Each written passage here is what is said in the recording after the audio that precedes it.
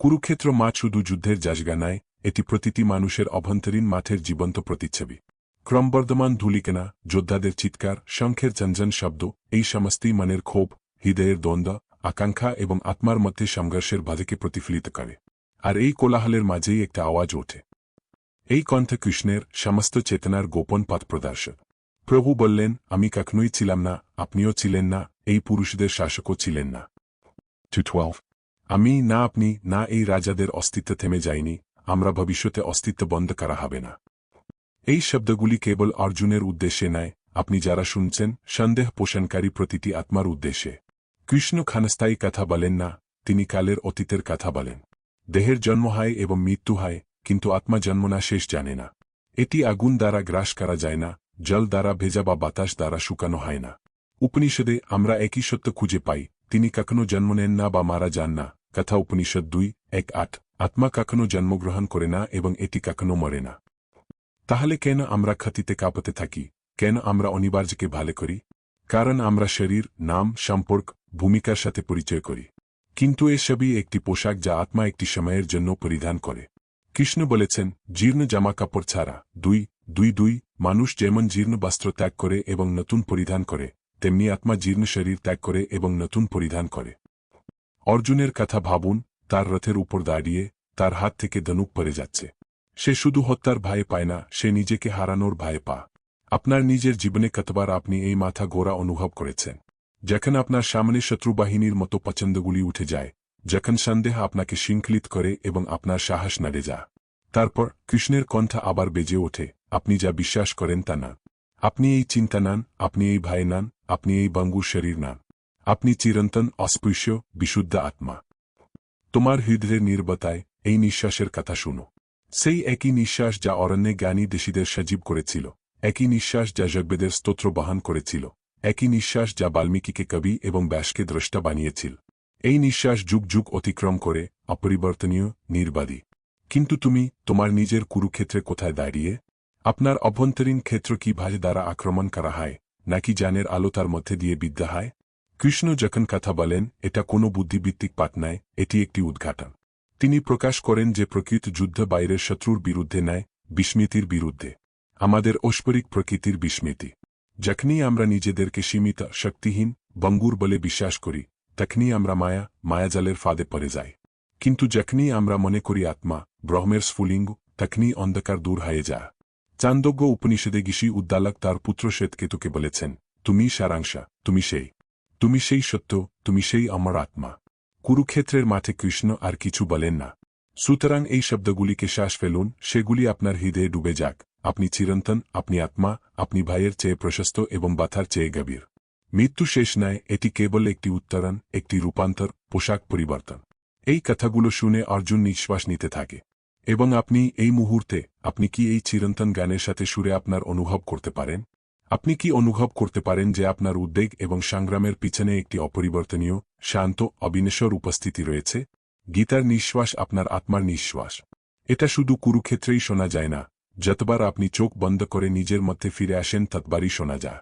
তাই আমি আপনাকে জিজ্ঞাসা করি, আজ আপনার নিজের যুদ্ধের মধ্যে, আপনি কি কৃষ্ণের কণ্ঠস্বর শুনতে পাচ্ছেন? নাকি দুনিয়ার কোলাহলের বন্দী হয়েই থেকেছ? যুদ্ধের পূর্বে প্রচণ্ড নির্বতায় কুরুক্ষেত্রের ময়দান এখনও অস্ত্রের সংঘর্ষে ধ্বনিত হয় না, হৃদয়ের কোলাহলে। পাণ্ডবদের মধ্যে সবচেয়ে বীর অর্জুন তার রথে অগ্রসর হলেন, তার চোখ অশ্রুতে ভরে গেল। তিনি তার সামনে ভীষ্মকে দেখেন, পূজনীয় পিতামহ, অস্ত্র ও ইতিদের মাস্টার। তিনি দ্রোণকে দেখেন, তার গুরু, যিনি শৈশব থেকে তাকে পথ দেখিয়েছেন। তিনি কাজিন, বন্ধু, মুখ দেখেন যা তাকে শেয়ার করা গেম এবং হাসির ঘনিষ্ঠতার কথা মনে করিয়ে দেয়। এবং তার আত্মা দোলা দেয়। যাদেরকে সে ভালোবাসে তাদের বিরুদ্ধে সে কিভাবে ধনুক তুলতে পারে? তার শ্বাস আটকে যায়, তার শরীর কাঁপছে, তার হাত আর গান্ডীবকে ধরে রাখতে পারে না, এমন ধনুক যা দেবতারাও সম্মান করেন। তার চারপাশের যোদ্ধারা তার নির্বতা যাচাই করে, কিন্তু তার মধ্যে একটি জার ওঠে। তারপর হতাশার মধ্যে অর্জুন কৃষ্ণের দিকে ফিরে যায়, তার পথ প্রদর্শক, তার বন্ধু, যিনি তার রথ চালান কিন্তু যিনি সত্যে তার ভাগ্যকে চালিত করেন। হৃদয়বিদারক নম্রতার সাথে তিনি ঘোষণা করেন, আমি তোমার শিষ্য, আমাকে শিক্ষা দাও, কারণ আমি তোমার কাছে আত্মসমর্পণ করেছি।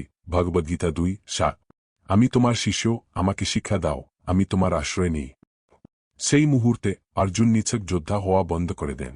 হৃদয়ের কান্না এবং কর্তব্যের কণ্ঠের মধ্যে ছেড়ে যাওয়া প্রতিটি মানুষকেই তিনি একটি অপ্রতিরোধ দ্বন্দ্বের মুখোমুখি হন।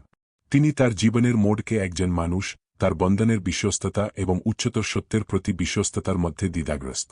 তারপর কৃষ্ণ কথা বলেন এবং তার কণ্ঠ শুধু অর্জুনের হৃদয়ে বহন করে না, যুগে যুগে অনুরণিত হয়। তিনি ধর্মের চিরন্তন নীতি প্রকাশ করেন। অন্যের ধর্ম ভয়ানক হওয়ার চেয়ে নিজের ধর্মে মারা যাওয়া ভালো। ভগবদ্গীতা 3:5। অন্যের দায়িত্বে বেঁচে থাকার চেয়ে নিজের কর্তব্যে মরে যাওয়া ভালো।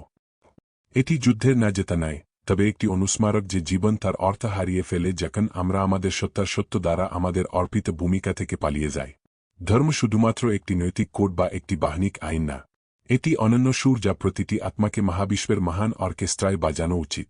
অর্জুনকে অবশ্যই যুদ্ধ করতে হবে, ঘৃণা থেকে নয়, কারণ তার ভূমিকা হল শৃঙ্খলা ও ন্যায়বিচার রক্ষা করা। অর্জুন এইভাবে আমাদের প্রত্যেকের আজনা হয়ে ওঠে। প্রতিকূলতার মুখে আমরা কতবার অস্ত্র রেখেছি, আসক্তি বা ভয়ের আশ্রয় নিয়েছি? কতবার আমরা আমাদের নিজেদের প্রিয়জনদের দিকে তাকিয়েছি, আমাদের অভ্যাস, আমাদের বিশ্বাস, আমাদের নিরাপত্তার প্রতীক, এবং তাদের মুখোমুখি হতে অস্বীকার করেছি, এমনকি যখন সত্য এই অভ্যন্তরীণ বলিদানের দাবি করেছিল। ধর্ম দাবি করছে। এটি কখনো কখনো আমাদের সবচেয়ে প্রিয় জিনিসটি ছেড়ে দিতে হয়। এর জন্য আমাদের আরামদায়ক মায়া ত্যাগ করতে হবে, এমন একটি পথে হাঁটতে হবে যেখানে হৃদয় কাঁপে কিন্তু আত্মা মুক্ত। অর্জুনের দিকে তাকাও, সে যুদ্ধ করতে চায়নি। কিন্তু কৃষ্ণের কথা শুনে তিনি আবিষ্কার করেন যে এই লড়াই তার সামনে সারিবদ্ধ সেনাবাহিনীর চেয়ে অনেক বড়। এটি তার মিশন ভুলে যাওয়ার বিরুদ্ধে মানুষের লড়াই। এবং আপনি, যখন জীবন আপনার সামনে একটি সিদ্ধান্ত নিয়ে আসে যেখানে সবকিছু ভেঙে যাচ্ছে বলে মনে হয়, আপনি কি আপনার ধর্মের সূক্ষ্ম কণ্ঠস্বর, নাকি আপনার ভাইয়ের উচ্চতর কণ্ঠস্বর শুনছেন? কৃষ্ণ যখন এই কথাগুলো বলেন, তখন কুরুক্ষেত্রের মাঠ যুদ্ধের থিয়েটার হয়ে থেমে যায়। এটি মানুষের চেতনার পরীক্ষাগারে পরিণত হয়। অর্জুন আর শঙ্খের আওয়াজ বা তীরের ফাটল শুনতে পায় না, কিন্তু একটি চিরন্তন সত্য। আপনার কর্মের উপর আপনার অধিকার আছে, আপনার ফলের উপর কখনই নয়। ভগবদ্গীতা 2:4-7। আপনার অধিকার শুধুমাত্র কর্মের উপর, এর ফলের উপর কখনই না। এই বাক্যটি মানুষের সমস্ত যুক্তিকে উল্টে দেয়। কারণ কালের এশালগ্ন থেকে মানুষ প্রাপ্তির জন্য কাজ করেছে। শিশু প্রশংসা করতে শেখে, বণিক জেতার জন্য বিক্রি করে, রাজা দখল করার জন্য জয় করেন, প্রেমিকা রিসিভ করতে দেয়। অহম এই সমীকরণের উপর ফিট করে, আমি পেতে। কিন্তু কৃষ্ণ এই সমীকরণটি উল্টে দেন এবং ভেঙে দেন। তিনি বলেন, করুন, তবে আপনার কর্ম থেকে যা আসে তা দখল করার চেষ্টা করবেন না। দার্শনিকভাবে এর অর্থ হল কর্মটি নিজেই পবিত্র। এটি ফলাফল নয় যা আপনার কাজকে মূল্য দেয়, তবে আপনি যে বিশুদ্ধতার সাথে এটি সম্পাদন করেন। কারণ ফল সবসময় আপনার নিয়ন্ত্রণের বাইরে। আপনি মাটি চাষ করতে পারেন, কিন্তু আপনি বৃষ্টি আদেশ করতে পারেন না। আপনি বীজ বপন করতে পারেন, কিন্তু আপনি সূর্যের আলোকে নির্দেশ করতে পারেন না। আপনি ভালোবাসতে পারেন, কিন্তু বিনিময়ে অন্যকে ভালোবাসার জন্য বাধ্য করতে পারবেন না। এই মতবাদের জন্ম হয়েছিল নিষ্কাম কর্ম, ফল জন্য আকাঙ্ক্ষা ছাড়া কর্ম। এটি নিষ্ক্রিয়তা বা ঠান্ডা বিচ্ছিন্নতাকে আমন্ত্রণ জানায় না, তবে একটি রাষ্ট্র যেখানে কাজটি একটি যজ্ঞ, একটি বলি, মহাজাগতিক আদেশের জন্য একটি নৈবেদ্য হিসাবে দেওয়া হয়। উপনিষদ বলে, অভিনয় করুন, কিন্তু আপনার ক্রিয়া সমগ্রকে অফার করুন। এটিই রহস্য যা মানুষকে আশা ও হতাশার শৃঙ্খল থেকে মুক্ত করে। আসুন এটি আরও গভীরভাবে বিশ্লেষণ করি। ফলের সাথে সংযুক্তি একটি স্থায়ী দ্বৈততা তৈরি করে, সাফল্য এবং ব্যর্থতা, আনন্দ এবং দুঃখ, গর্ব এবং লজ্জা। কিন্তু যদি আপনি সংযুক্তি ছাড়া কাজ করেন, দ্বৈততা তার শক্তি হারায়। সাফল্য আপনাকে নেশা করে না, ব্যর্থতা আপনাকে পিষ্ট করে না। তুমি মুক্ত হও, আর সেই স্বাধীনতায় তুমি অভ্যন্তরীণ শান্তির স্বাদ পাবে। এই যেখানে ধারণা যোগ ব্যায়ামের সম্পূর্ণ অর্থ গ্রহণ করে। যোগ মানে শুধু ধ্যান বা ভঙ্গি নয়, কিন্তু ইউনিয়ন কর্মযোগ, কর্মের যোগ, কর্মের প্রতি সঠিক মনোভাবের মাধ্যমে মানুষকে ঐশ্বরিকের সাথে একত্রিত করে। কৃষ্ণ অর্জুনকে যুদ্ধ ছেড়ে দিতে বলেন না, কিন্তু এই মায়া ত্যাগ করতে বলেন যে তিনি ফলাফলের মাধ্যমে তার ভাগ্য নিয়ন্ত্রণ করেন। তাই এই দৃশ্যের দর্শক, আপনার কাছে প্রশ্ন জাগে, আপনি কি কখনো প্রত্যাশা ছাড়া অভিনয় করেছেন? আপনি কি কখনো হিসাব ছাড়া প্রেম করেছেন? কৃতজ্ঞতা ছাড়া পরিবেশিত, গর্বের ইচ্ছা ছাড়াই সৃষ্টি? এই অভিজ্ঞতার আস্বাদন করা মানেই গীতার জান বোঝা। শেষ পর্যন্ত মানুষ তার বর্তমান কর্মের অধিকারী। ফলকালের, জগতের, অদৃশ্য আদেশের অন্তর্গত যাকে কৃষ্ণ ধর্ম বলেছেন। এবং আপনি আপনার দৈনন্দিন জীবনে আপনার কত কর্মের ফলাফলের প্রত্যাশায় এখনও বন্দী? এবং যদি আপনি চেষ্টা করেন, এমনকি একবার, একা সত্যের জন্য কাজ করার জন্য, তাহলে আপনার মধ্যে কি পরিবর্তন হবে? এমন কিছু সত্য আছে যেগুলো কারণ বুঝতে পারে না, কিন্তু কেবল হৃদয়ই শুনতে পা। গীতার শ্লোকগুলির মধ্যে একটি মিষ্টি সুবাস উদ্ভাসিত হয়, ভক্তির। কৃষ্ণ, বিশ্বজগতের কর্তা, মহাবিশ্বের প্রভু, মানব হৃদয়ের নম্র নিবেদনের কাছে নত হন এবং বলেন, যিনি আমাকে ভক্তি সহকারে পাতা ফুল ফল এবং জল প্রদান করেন, ভগবদ্গীতা 9:2। যে আমাকে ভালোবাসার সাথে একটি পাতা, একটি ফুল, একটি ফল বা জল দেয়, আমি গ্রহণ করি। কি প্রতিশ্রুতি! ঐশ্বরিক না সোনার প্রাসাদ, না উজ্জ্বল বলিদান, না দুর্গম দান। তিনি যা আশা করেন তা হল আন্তরিকতা। একটি নৈবেদ্য হাতের কম্পন, একটি প্রেমময় দৃষ্টির আলো, একটি প্রার্থনা অশ্রু স্বচ্ছতা। দ্রৌপদীর কথা মনে পড়ে। সমাবেশের মধ্যে অসম্মানিত, তার শাড়ি ছিঁড়ে ফেলা হয়েছে, তার শরীর অপমানিত হয়েছে। কেউ তাকে বাঁচানোর সাহস পায়নি। কিন্তু তার ঠোঁট থেকে একটি কান্না ভেসে আসে, গোবিন্দ। এই কান্না দৃশ্যের বাধা ভেঙে কৃষ্ণের হৃদয়কে স্পর্শ করেছিল। এবং হঠাৎ তার পোশাক অসীম হয়ে গেল। কেউ তাকে ছিনতাই করতে পারেনি, কারণ করুণা অবতীর্ণ হয়েছিল, অদৃশ্য একটি অন্তহীন পোশাক দিয়ে বুনেছিল। এই অলৌকিক ঘটনা বলপ্রযোগের কারণে নয়, বিশ্বাসের কারণে জন্মেছিল। ভক্তি শুধু মন্দিরে গাওয়া প্রার্থনা না। ভক্তি হল অভ্যন্তরীণ কম্পন যা উদ্ভূত হয় যখন আপনি ঈশ্বরের সামনে সমস্ত মুখোশ পরিত্যাগ করেন।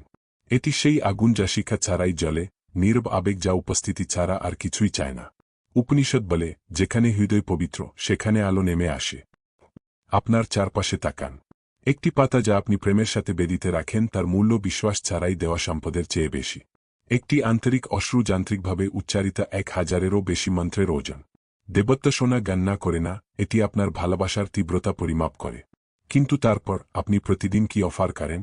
আপনি যখন প্রার্থনা করেন, এটি কি অভিযোগ, ভয়, জরুরি অনুরোধের তালিকা?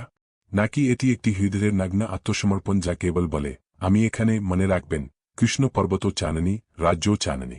তিনি বললেন, একটি পাতা, একটি ফুল, একটি ফল, একটি সামান্য জল, যদি এটি আপনার হৃদয় থেকে আসে, আমি তা গ্রহণ করি। এবং যদি আজ আপনি আপনার কাছে সবচেয়ে মূল্যবান জিনিসটি দেওয়ার সিদ্ধান্ত নিয়েছিলেন, আপনার মনোযোগ, আপনার আন্তরিকতা, এমনকি আপনার শ্বাস, আপনার জীবনে কি পরিবর্তন হবে? আপনি যখন চোখ বন্ধ করেন এবং আপনার অভ্যন্তরীণ নৈবেদ্য প্রসারিত করেন, তখন আপনার থেকে কি আসে? ভয়, অভিযোগ, নাকি বিশুদ্ধ, নীরব ভালোবাসা, প্রত্যাশা ছাড়াই?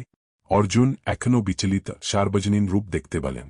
তারপর কৃষ্ণ প্রকাশ করেন, আকাশে একসাথে উদিত হবে সহস্র সূর্য, আলো যদি এমন হয় তবে সেই মহাপুরুষের আলো হবে। 11-12। যদি একই সময়ে আকাশে 1000 সূর্য উদিত হয়, তবে তাদের উজ্জ্বলতা এই মহান সত্তার মতো হবে। অর্জুন কৃষ্ণের দেহে সমগ্র মহাবিশ্বকে দেখেন, যাবৎ, দেবতা, যুদ্ধ, জন্ম এবং শেষ। ভীত এবং বিস্মিত, তিনি প্রণাম। এই দর্শন একটি পৌরাণিক কাহিনী নয়, কিন্তু সত্য যে সব এক এবং ঐশ্বরিক সবাইকে আলিঙ্গন করে। আপনি যখন আপনার চারপাশে তাকান, একটি ফুলে, একটি তারার আকাশে, এমনকি কোনো পরীক্ষাজও, আপনি কি সেই কৃষ্ণকে দেখতে পাচ্ছেন যিনি নিজেকে অর্জুনের কাছে প্রকাশ করেছিলেন? শেষে কৃষ্ণ তার শেষ শিক্ষা দেন, সকল ধর্ম ত্যাগ করে একমাত্র আমারই আশ্রয় নিন। 1:8-4। সমস্ত ধর্ম পরিত্যাগ কর এবং একমাত্র আমারই আশ্রয় গ্রহণ কর, আমি তোমাকে সমস্ত পাপ থেকে মুক্ত করব, ভারে করো না। গীতাসার কোনো মতবাদ নাই, এটি একটি পথ। একটি পথ যেখানে অহং ম্লান হয়, যেখানে আত্মা উঠে যায়, যেখানে বিশ্বাস মূল হয়ে ওঠে। তাই আমি আপনাকে জিজ্ঞাসা করি, আপনার নিজের অভ্যন্তরীণ কুরুক্ষেত্রে আপনি কি আপনার অস্ত্রগুলি ত্যাগ করতে প্রস্তুত, পালানোর জন্য নয়, তবে সেগুলি যিনি পথ জানেন তার কাছে দিতে?